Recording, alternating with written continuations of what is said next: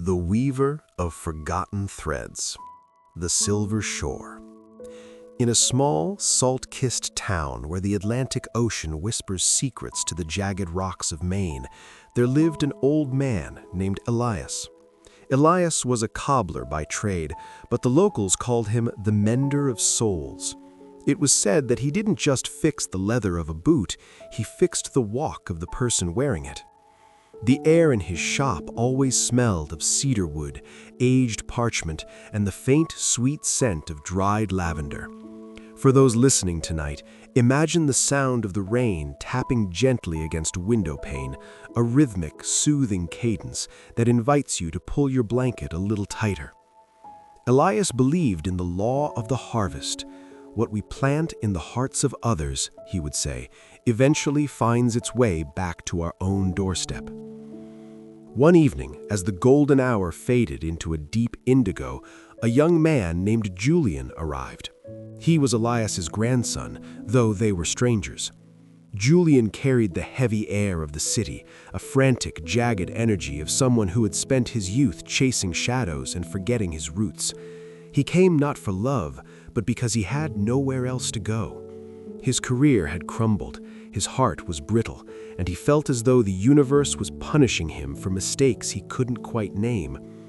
"Sit, Julian," Elias said, his voice like the low hum of a cello. "The tea is warm and the tide is coming in. There is no rush here." The lessons of the old bench. For the first week, Julian was restless. He expected lectures, or perhaps the cold shoulder. Instead, he found Elias working silently.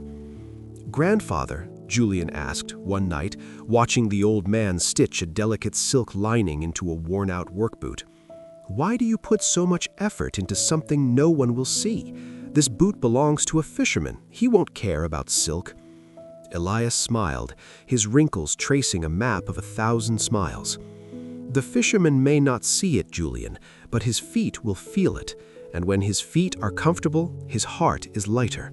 When he goes home after a long day at sea, he won't be grumpy with his children. He will have the patience to tell them a story. That silk lining is my contribution to a peaceful home I will never enter. That is how karma works. It's a quiet ripple in a vast pond." Julian looked at his own hands, soft, unused to labor, and trembling slightly. "I feel like I've spent my life throwing stones into the pond, but only to cause a splash. Now I'm just drowning." Elias handed him a piece of rough leather and a softening oil. "Then let us start by softening the leather. You cannot build a life on brittle ground." The echo of the past. As the days turned into weeks, the story of their family began to unfold like a slow-blooming flower.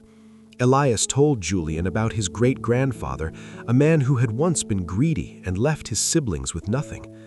"Our family carried that weight for a long time," Elias whispered, "the weight of a debt unpaid.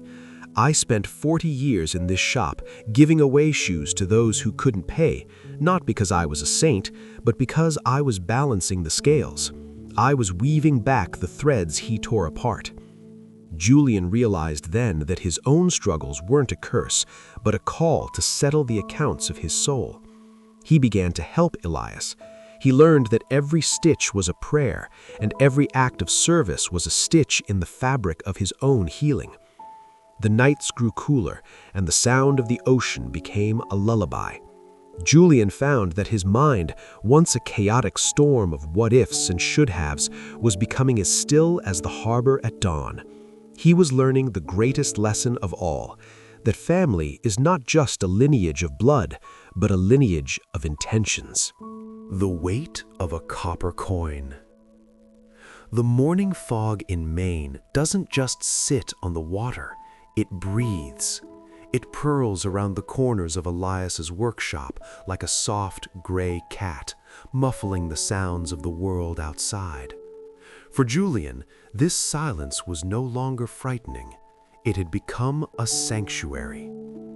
"Today," Elias said, handing Julian a pair of boots that looked as though they had walked through a century of storms, "you will not work at the bench. You will go to the edge of the town, to the house with the blue gate. Deliver these to Mrs. Gable." Julian took the boots. They were heavy, patched with different shades of leather, yet polished to a mirror shine. "Is she a customer?" Elias looked out the window, his eyes reflecting the misty light. "She is a debt, Julian, one that was written before you were born." The house with the blue gate. As Julian walked through the town, the air tasted of salt and pine. He felt a strange lightness. In the city, he had walked with his head down, scrolling through a phone that fed him anxiety in bite-sized pieces. Here, he noticed the way the moss grew on the north side of the oaks and how the seagulls seemed to laugh at the incoming tide.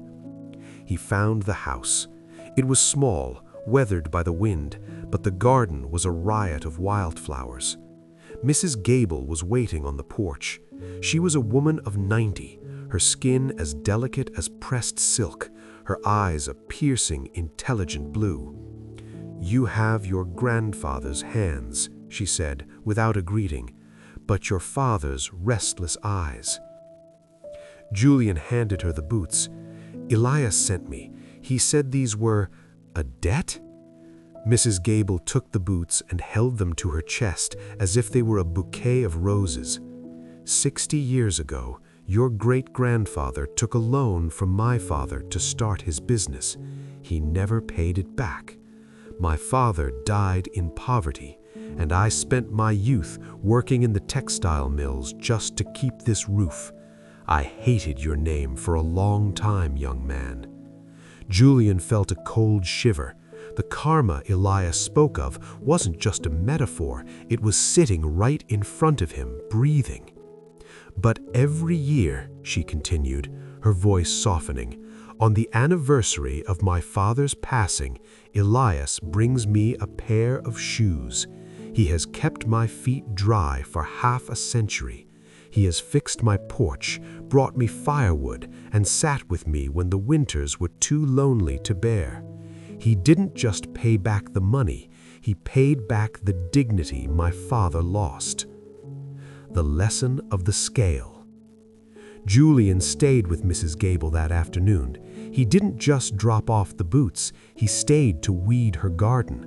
He found himself kneeling in the dirt, his fingers stained with earth, pulling out the stubborn brambles that choked the lavender. As he worked, he realized a profound truth.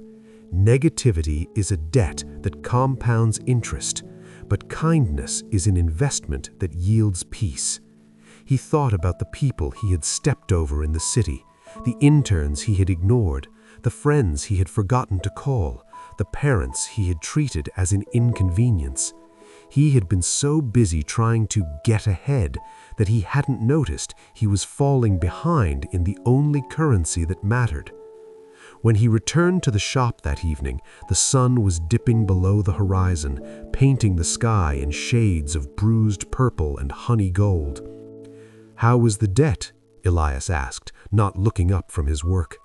"It was heavy," I admitted, sitting on the stool, "but it felt good to carry it for a while." Elias nodded. "The universe doesn't forget, Julian, but it is also patient. It waits for us to be strong enough to do what is right. Tonight, when you sleep, don't think about what you lost in the city. Think about the lavender you freed from the weeds.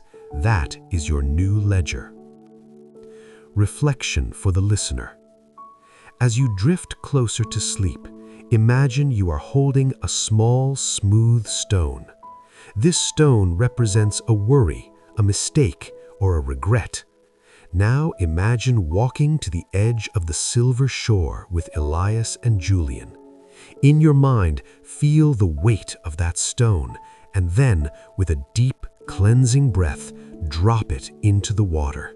Watch the ripples spread out, getting wider and thinner until they disappear. The ocean is vast enough to hold it.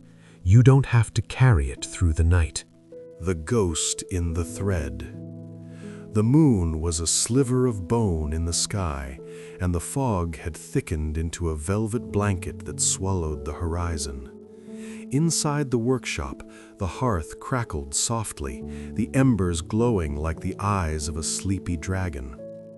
Julian was cleaning the old mahogany counter when he found it, a small wooden box tucked away in a corner, covered in decades of dust. Inside was not a shoe, but a single unfinished sandal made of shimmering, iridescent leather and a spool of thread that seemed to glow with a faint silvery light. "Grandfather," Julian whispered, his voice barely a breath, "what is this?" Elias paused, his needle frozen in midair. He didn't look up, but his shoulders seemed to settle, as if bracing for a weight he had carried for a very long time. "That, Julian, is the unfinished business." The shadow of Claire. Before Elias could explain, the bell above the door gave a weary chime.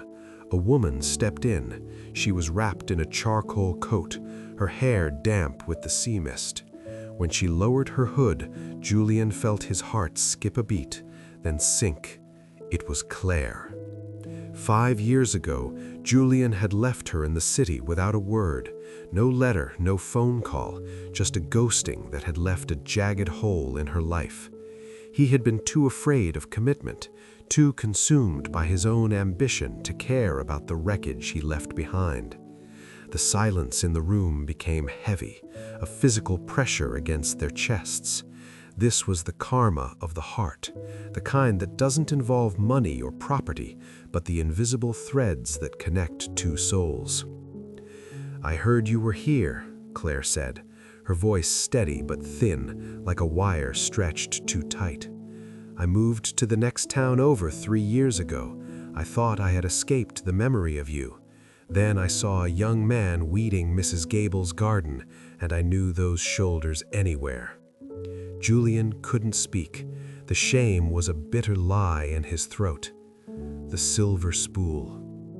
Elias finally stood up. He walked over and placed the silver spool of thread on the counter between the two young people. "In every life," Elias said softly, "we break things. We break promises. We break hearts. We break ourselves. Most people try to hide the pieces, but here we sew them back together." He looked at Julian. "You cannot fix the past, Julian. The leather is already cut, but you can choose how you stitch the future. This silver thread is rare. It is made of honesty. It is very hard to work with because it requires you to be completely still."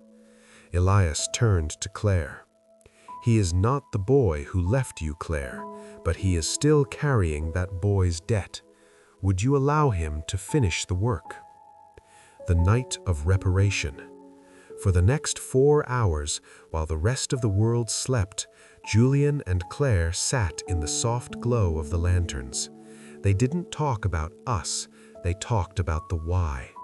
Julian used the silver thread to repair a small tear in Claire's coat, a physical manifestation of the emotional repair they were attempting. He had to move slowly. If he rushed, the thread would snap.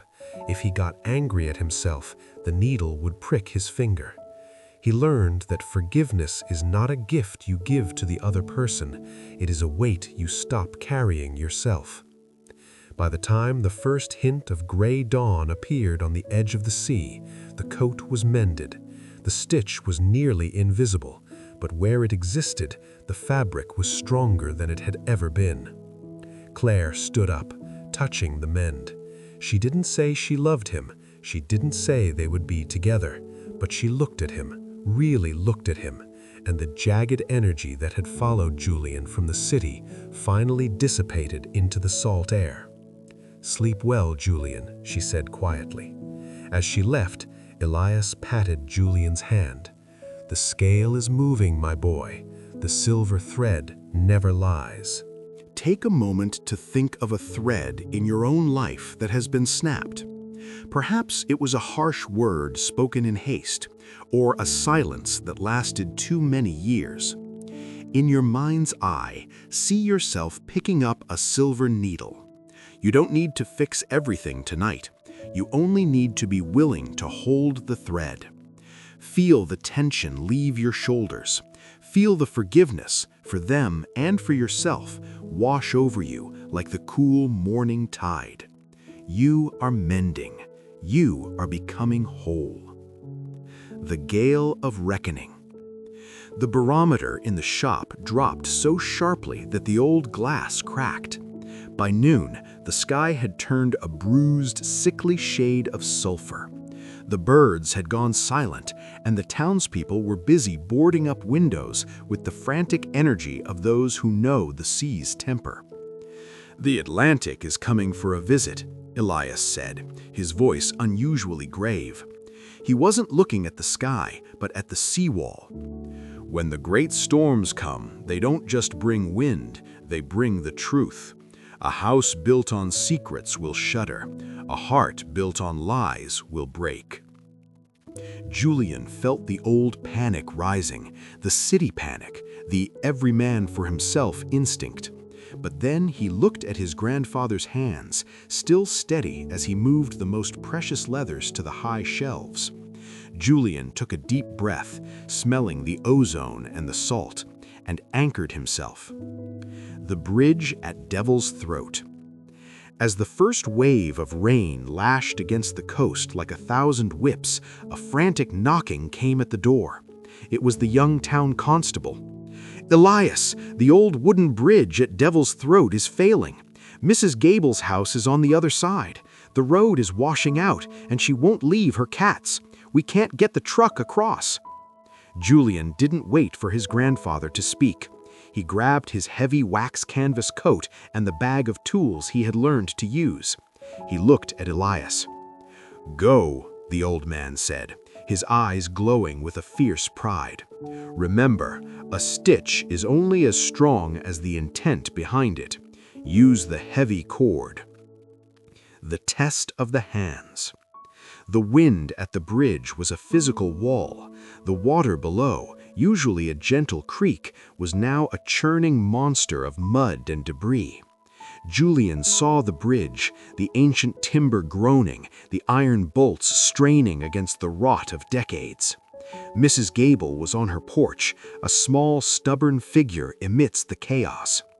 Julian realized that the bridge was like his family's history, held together by old rusting connections and neglected wood. To save her, he had to secure the main support cable, which had snapped and was lashing about like a metallic snake. He crawled onto the slick, swaying beams. Every muscle in his body screamed. In the city, Julian would have calculated the risk and walked away. He would have said, "It's not my problem." But as he reached for the cable, he thought of the silk lining in the fisherman's boot. He thought of the silver thread in Claire's coat. With a roar that was lost in the wind, Julian pulled the heavy steel cable toward the anchor. His hands, once soft and trembling, were now calloused and firm. He used the ancient hitch, a knot Elias had taught him on a quiet afternoon, to bind the bridge to the stone piling. He wasn't just tying a knot, he was tying himself to this community. He was anchoring his soul to the earth. The calm in the eye. By the time Julian led a shivering Mrs. Gable back across the stabilized bridge, the eye of the storm was passing over. A strange, eerie silence descended. The rain stopped, and for a brief moment, the clouds parted to reveal a single cold star. Mrs. Gable gripped Julian's hand. Her grip was surprisingly strong. "You've paid the debt in full, boy," she whispered. "My father can rest now, and so can you." Julian collapsed against the wet stones, his breath coming in ragged gasps. He looked at his hands. They were bleeding, bruised and caked in mud. They were the most beautiful things he had ever seen. He returned to the shop to find Elias sitting by a single candle. The old man didn't ask if he was okay. He simply handed Julian a bowl of warm broth and a clean cloth. "The storm has passed," Elias said softly. "The things that were meant to fall have fallen. What remains is what is true." Reflection for the listener. As you settle into the warmth of your bed, imagine the storm outside your own walls. Hear the wind howling, but feel how safe you are in your sanctuary. The storms of your life, the conflicts, the losses, the sudden changes, are often just the universe clearing away the dead wood. Like Julian, you have the strength to anchor yourself. You have the heavy cord of your character to hold you steady. Let the sound of the rain now turn into a gentle patter. The danger is over. The foundation is held. You have done enough for today. Tomorrow the sun will rise on a world that has been washed clean. The Festival of the Mended. A week had passed since the great storm. The town of Silver Shore did not mourn the fallen trees or the broken fences. Instead, they celebrated the fact that they were still standing. This was the tradition of the mending, a day when everyone brought out something they had fixed over the year to share its story. The town square was lit with amber lanterns. Tables were laden with chowder, warm bread, and cider. But for Julian, the air felt bittersweet. In his pocket was a letter from the city. His old firm, hearing of a miraculous recovery of his reputation through a viral post about the bridge, wanted him back. A promotion, a corner office, the life he had once traded his soul for, was calling him home. The invitation. Julian stood by the pier, watching the moonlight dance on the calm water. Elias approached him, his footsteps silent on the damp wood. "The wind is blowing west, toward the city," Elias remarked, leaning against the railing. "It's a fast wind. It could take you back by morning." Julian looked at his grandfather. "They offered me everything I used to want, Elias. But standing here, it feels like they're offering me a suit that no longer fits. I feel too big for it. Or maybe it's too small for me." "The hardest thing to mend," Elias said, "is not a boot or a bridge. It is the vision of ourselves. We get used to being the failure, the runner, or the ambitious one. When those skins peel away, we feel naked. But look around, Julian." Julian looked at the square. He saw Mrs. Gable laughing with the constable. He saw Claire, who was showing a group of children how to tie a sailor's knot with a piece of twine. He saw the fisherman wearing the boots with the silk lining, dancing a clumsy but happy jig. He wasn't a stranger here anymore. He was a thread in the tapestry. The choice at the hearth.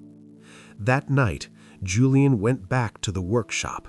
He sat at the bench that was now his own. He picked up the iridescent leather and the silver thread he had used with Claire. He realized that karma is not a circle, it is a spiral.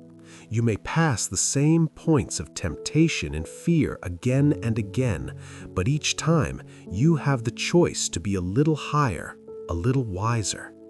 He took a piece of stationery and wrote a short final reply to the city. "Thank you," he wrote, "but I have found a position that requires my full attention. I am learning to be a mender." As he sealed the envelope, he felt a profound sense of peace, not the fleeting excitement of a win, but the deep, resonant hum of a life in alignment. He had stopped running. In staying, he had finally moved forward. The new weaver.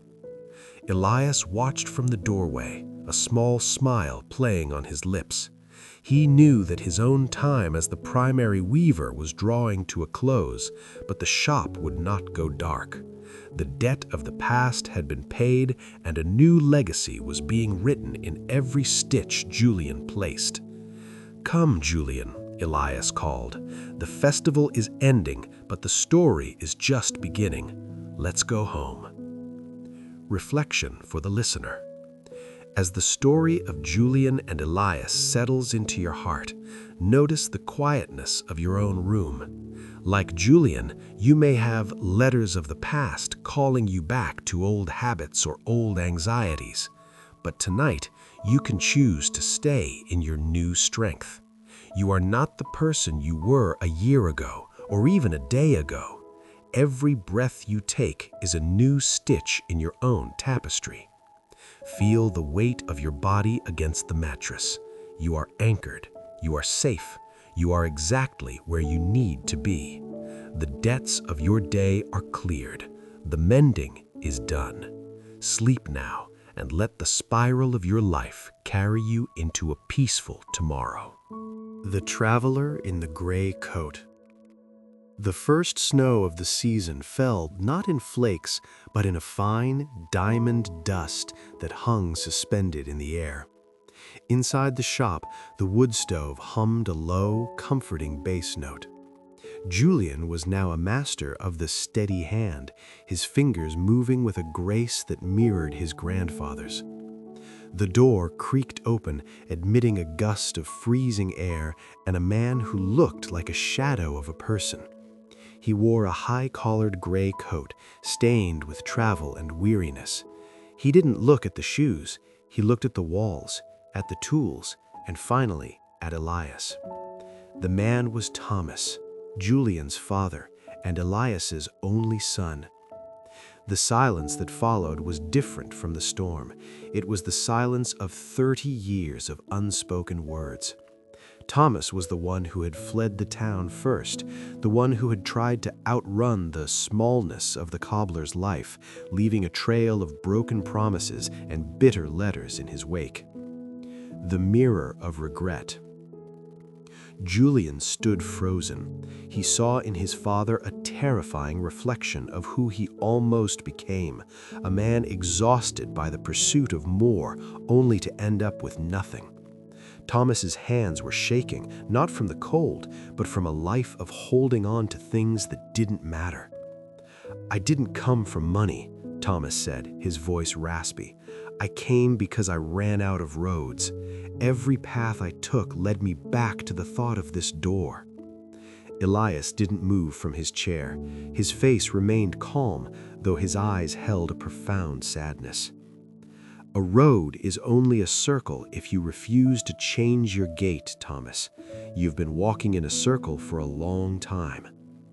The broken soul. Thomas placed a pair of expensive Italian leather shoes on the counter. They were ruined, the soles were split through, and the fine stitching was frayed beyond recognition. "Can you fix them?" Thomas asked, a desperate hope flickering in his eyes. Julian stepped forward, looking at the shoes, then at his father's tired face. "These shoes weren't made for the terrain you're walking, Dad. They were made for carpets and marble floors. You've been trying to climb mountains in slippers." In that moment, the roles reversed. The son became the teacher. Julian realized that his father wasn't a villain. He was simply a man who had lost his map. "We can't fix these," Julian said gently, "but we can make you something new, something that can handle the rocks." That night, the workshop stayed lit until the stars began to fade. For the first time in history, 3 generations of men sat in that room. They didn't talk about the past, not yet. Instead, they worked on a single pair of sturdy brown leather boots. Elias cut the leather. Julian punched the holes for the stitches. Thomas, under his son's patient guidance, pulled the waxed thread through.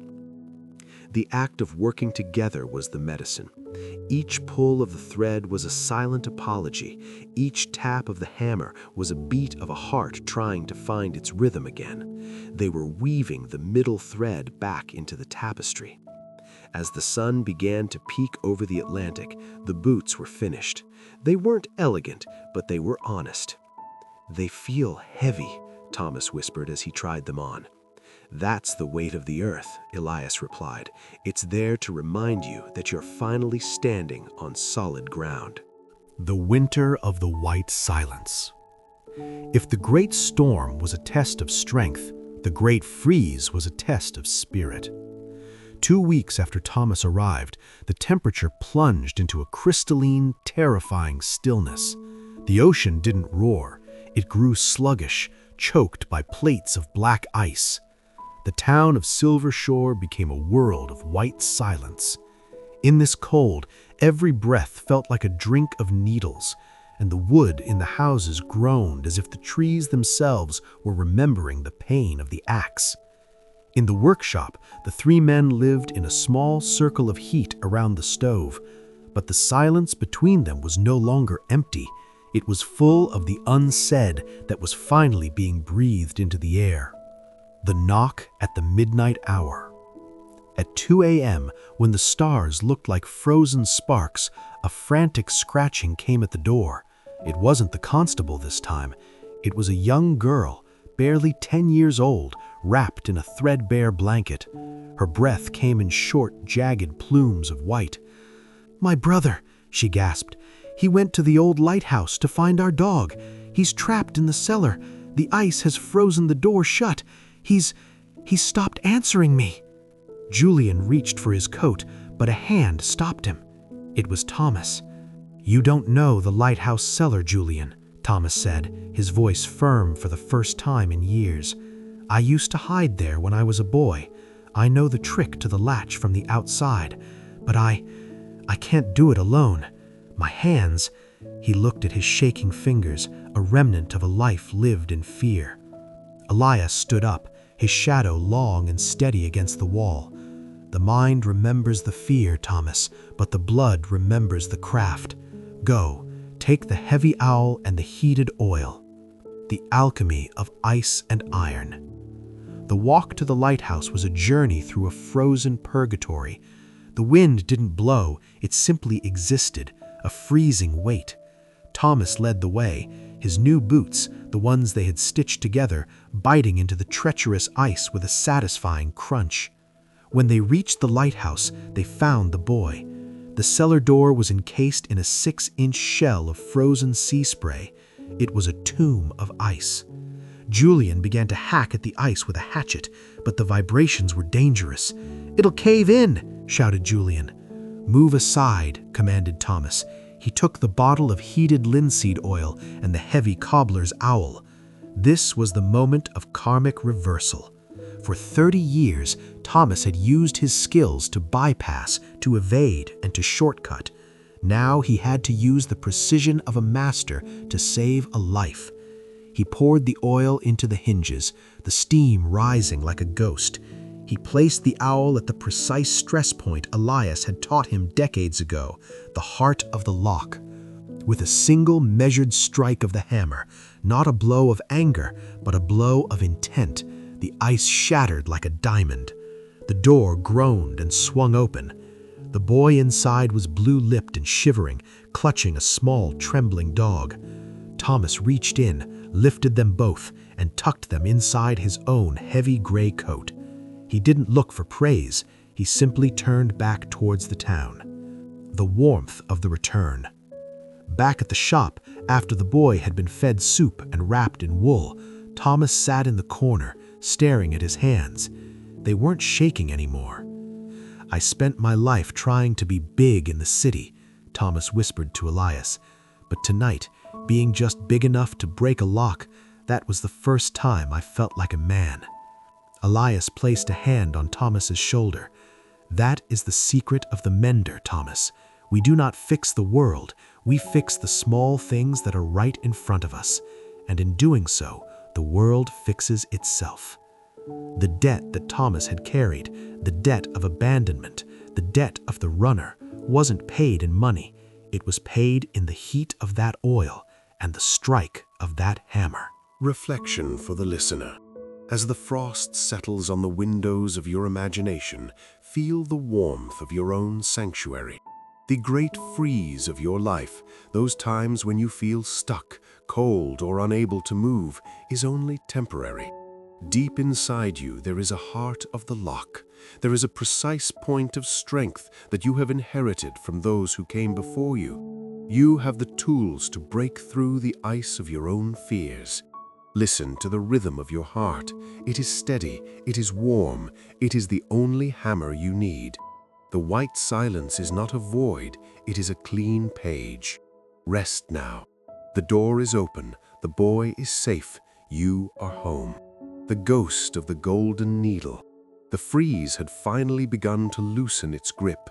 The eaves of the workshop dripped with the rhythmic sound of melting ice, a steady, hypnotic tap, tap, tap that echoed the heartbeat of the earth. But as the world outside began to thaw, a stillness of a different kind fell over Elias. It started with a letter. It didn't arrive by the usual post. It was delivered by a courier from the city. Wrapped in a silk cloth that smelled of sandalwood and distant rain. The paper was thin, almost translucent, and the ink was faded to the color of a tea stain.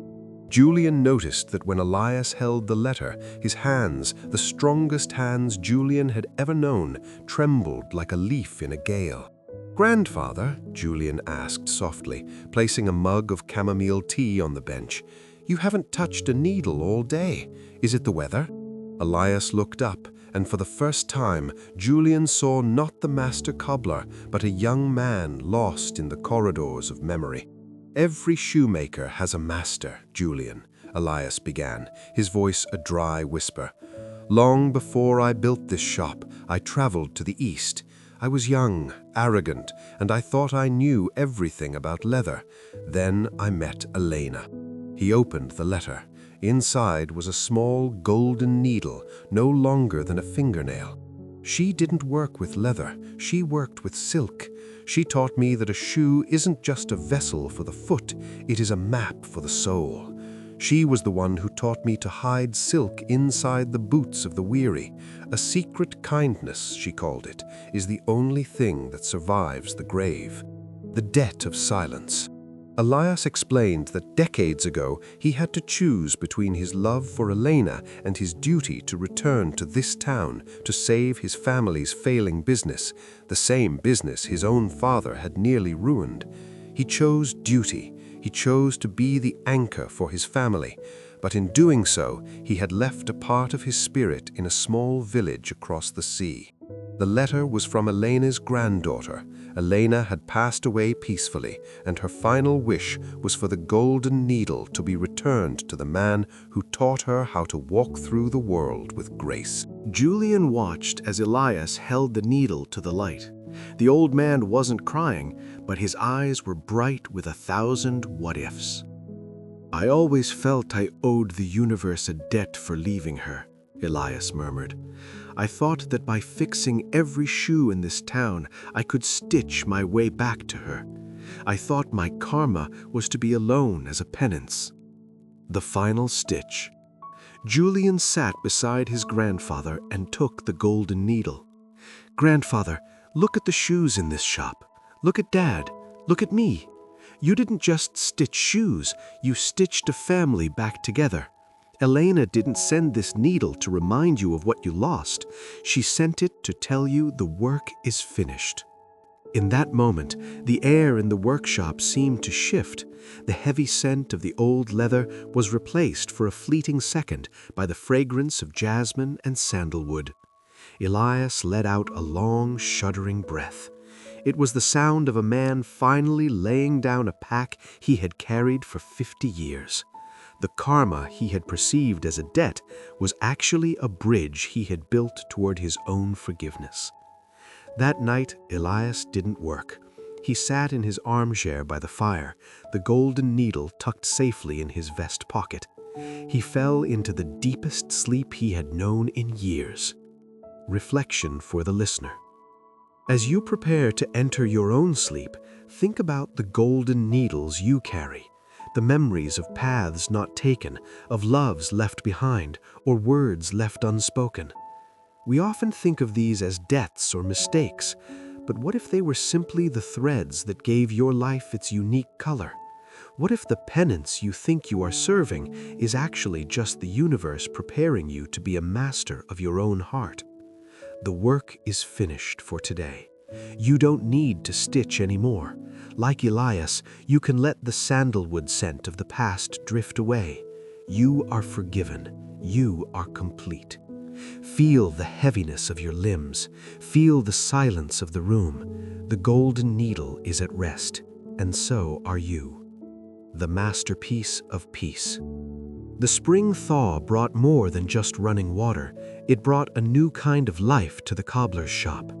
Thomas, Julian's father, had found his strength in the heavy labor, the cutting of thick soles and the pounding of iron nails. But it was Julian who now sat at the master's bench, the golden needle from Elena resting in a velvet box before him.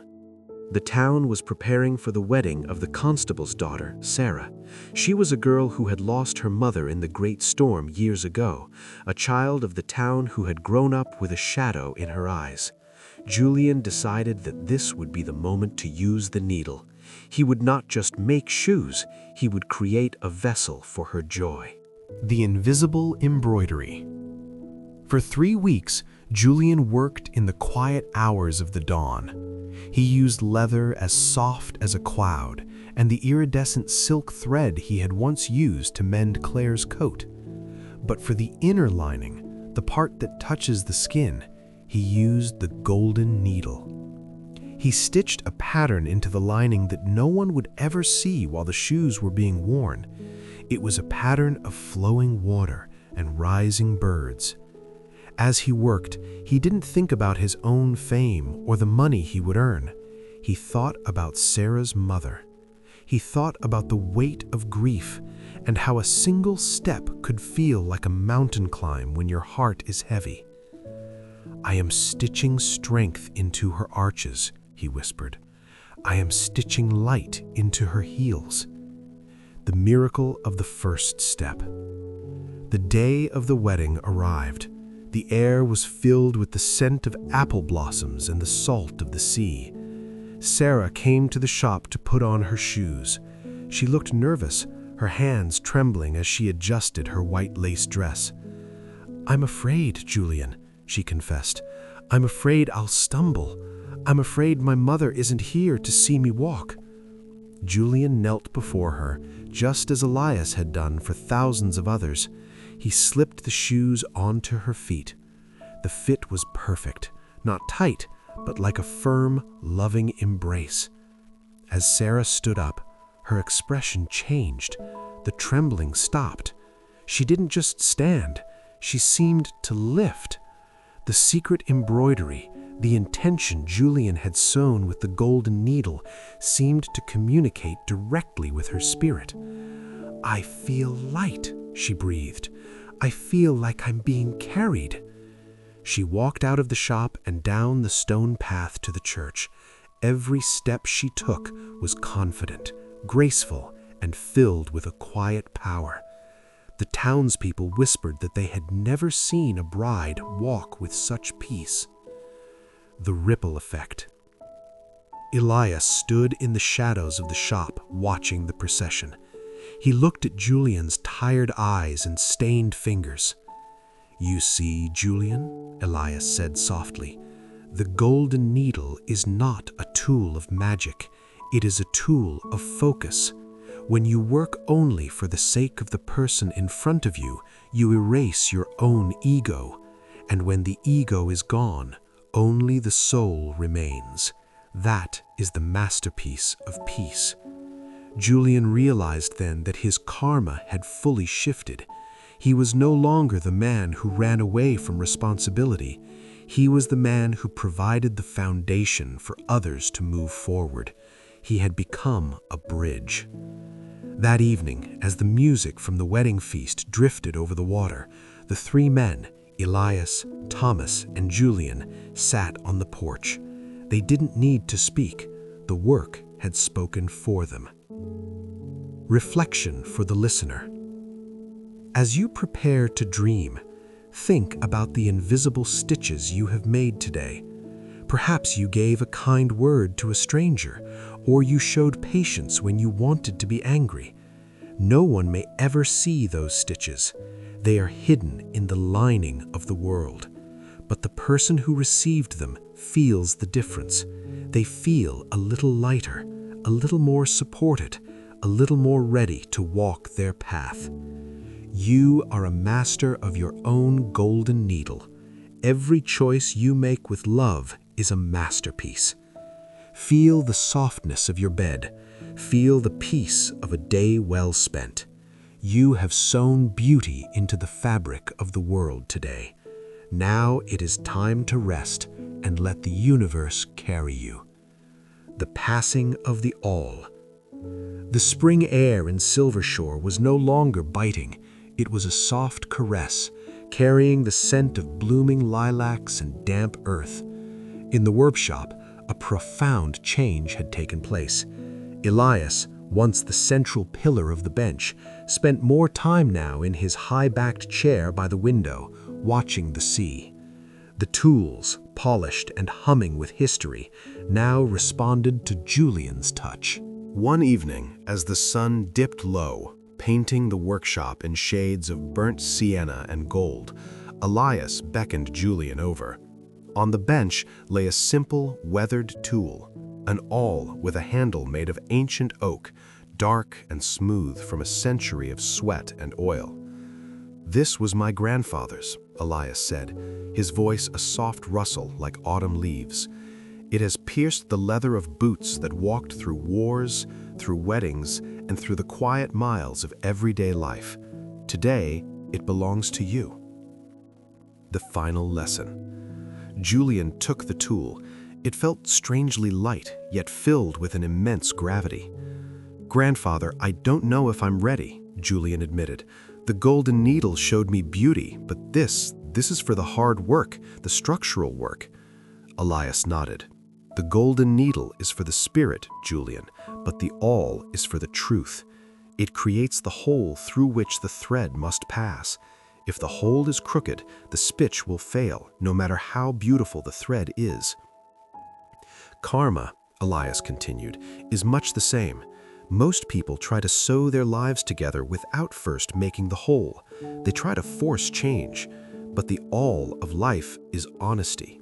You must first be honest about where you are and what you have broken. Only then can the thread of healing pass through." The circle closes. Just then, Thomas entered. He wasn't the broken man in the gray coat anymore. He was tanned, his shoulders were square, and he carried a basket of fresh bread from the town. He looked at his son holding the ancestral tool, and then at his father. There was no jealousy, only a quiet, resonant peace. Thomas had found his place as the support, the one who prepared the leather, who managed the shop, who ensured the foundation was strong so that Julian could focus on the mending. "The town is talking," Thomas said with a grin.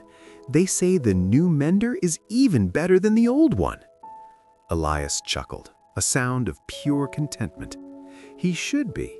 He has the benefit of all our mistakes to guide his hand." The ultimate legacy.